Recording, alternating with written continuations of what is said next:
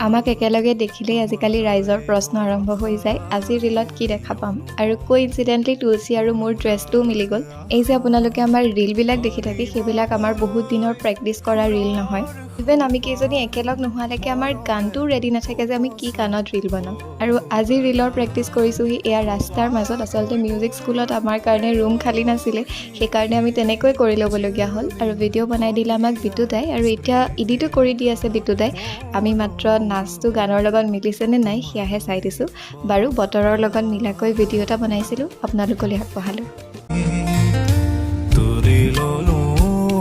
এই পত্ৰ প্ৰেয়সী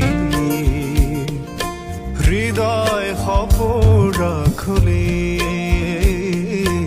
আকৌ এবাৰ টিপিব বিচাৰো প্ৰণয় ব্যাকুল ৰাতি আনিবা মোলৈ সুৰৰ সোপা